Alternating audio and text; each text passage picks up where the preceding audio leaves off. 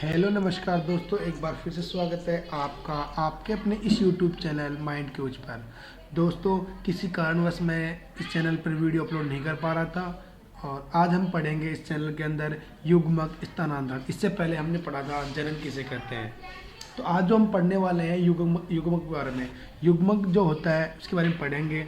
हम बताएं आपको कि इनके निर्माण के पश्चात नर तथा मादा युग्मक कायिक रूप से एक दूसरे के निकट आते हैं। जो युग्मक क्या होते हैं, युग्मक दोनों मिलकर क्या होते हैं, मादा और नर दोनों में कायिक रूप से एक दूसरे के पास में आते हैं ताकि युग्मकों के अंदर निषेचन हो सके। इस सफलतापूर्वक संबंध हो सके, क्या आपको कभी आश्चर्य नहीं होता है कि युग्मक आपस में कैसे मिलते हैं? अधिकतर जीवों में नर युग्मक चलनशील तथा मादा अचल तथा स्थानबद्ध होते हैं। जो नर युग्मक होते हैं वो कैसे होते हैं, चलन सहित एक जगह से दूसरी जगह जा सकते हैं।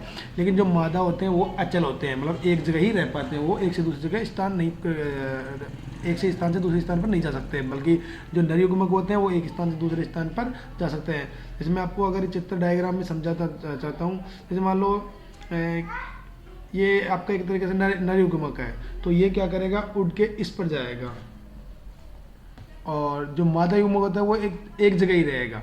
ठीक है दोस्तों, कुछ फंजाई शैवालों के असाधारण रूप से दोनों किस्मों का युग्मक संचित्र मतलब जो चित्र दे रखा है वो है। इन्हें एक माध्यम से आवश्यकता होती है जिसमें होकर नर युग्मक की गति करता है।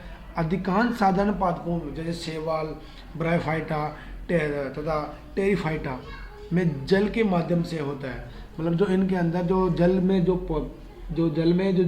पौधे होते हैं, जीव होते हैं, उनके अंदर क्या होता है, सालन एक जगह से दूसरे स्थान पर जल के द्वारा युग्मक पहुंचते हैं। वो पौधों का नाम क्या है, शैवाल, ब्रायोफाइटा, टेरिडोफाइटा आदि। नर युग्मक एक बहुत ही बड़ी संख्या यदि वे मादा युग्मक पहुंचने के असमर्थ होते हैं। यद्यपि परिवहन के दौरान नर युग्मकों की हानि को पूरा करने के लिए नर युग्मक मादा युग्मक की तुलना में कई हजार गुना अधिक संख्या में पैदा होते हैं। बीजीय पादपों में परागण कर्ण नर युग्मकों के वाहक के रूप में कार्य करते हैं तथा अंडक में अंड होता है। जो अंडक होता है उसमें क्या होता है, अंड पाया जाता है।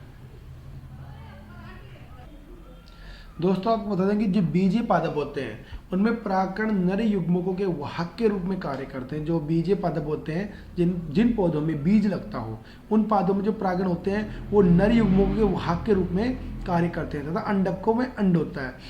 परागकण परागकोश में उत्पन्न होते हैं। जो परागकण किसमें उत्पन्न होते हैं, वो होते हैं परागकोश में। किसमें उत्पन्न होते हैं, परागकोश में उत्पन्न होते हैं। अतः निषेचन के संपन्न होता है। इससे कारण क्या होता है, निषेचन जो होता है इनमें वो संपन्न होता है। उससे पहले ये परागकण वतिकाग्र में स्थानांतरित है और उससे पहले ये परागकण कहाँ पाए जाते हैं, वतिकाग्र में पाए जाते हैं। कहाँ पाए जाते हैं, वतिकाग्र में।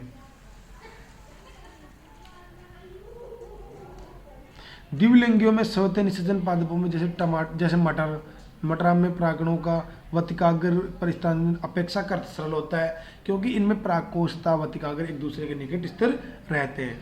परागकण जैसे ही झड़ने लगते हैं उससे तुरंत बाद ये वतिकाग्र के संपर्क में आते हैं और परपरागणित पादपों में पादपों में जिसमें एक लिंगश्रीय पादप शामिल है, इस विशिष्ट घटना में को परागकण यानी पोलिनेशन कहते हैं। क्या कहते हैं इसको, पोलिनेशन। इस जो इनकी क्रिया होती है इसको क्या कहते हैं, पोलिनेशन कहते हैं। इसमें वतिकाग्र पर परागकणों का स्थानांतर सुषमा पूर्वक संपन्न हो जाता है और परागकण वतिकाग्र पर अंकुरित होते हैं तथा परागनली नर युग्मकों के अपने साथ लेती है हुई अंडकों के भीतर प्रवेश कर जाती है। अंड के पास नर युग्मकों को अपने से बाहर निकाल देती है। एक लिंग शरीय प्राणियों में चूंकि नर तथा मादा विभिन्न वेष्टियां जीवों में बनते हैं, ऐसे जीव को युग्मक स्थानांतरण के लिए एक विशेष प्रकार की क्रियाविधि विकसित करनी पड़ती है। लैंगिक जनन में इस सर्वाधिक विशिष्ट घटना के लिए निषेचन हेतु सफलतापूर्वक स्थानांतरण युग्मकों के साथ साथ आना अनिवार्य होता है। तो दोस्तों, ये था आपका क्या था, युग्मक जनन। अब इसमें अगला जो चैप्टर आएगा वो आएगा निषेचन। क्या आएगा, निषेचन। हम निषेचन पढ़ेंगे इसके बाद में। ये युग्मक था और युग्मक बारे में आपको मैंने बता दिया। जो युग्मक होते हैं वो एक दूसरे स्थानांतर कैसे होते हैं? ये होते हैं हवा के माध्यम से, वायु के माध्यम से और जल के माध्यम से। इनके परागकण एक जगह से स्थान से दूसरे स्थान पर पहुंचते हैं। इसके अंदर एक चीज़ और बता दूँ दोस्तों आपको मैं कि जो नर युग्मक होते हैं वो ही स्थानांतरित होते हैं, ना कि मादा युग्मक क्या होते हैं, एक ही जगह रहते हैं ना। मादा जो युग्मक होते हैं वो एक जगह ही रहते हैं, दूसरी जगह नहीं जा पाते।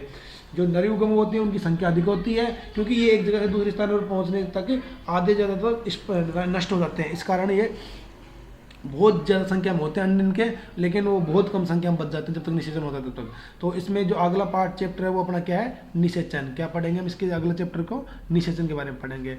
थैंक यू दोस्तों, हमारे इस चैनल को सब्सक्राइब करिए। धन्यवाद।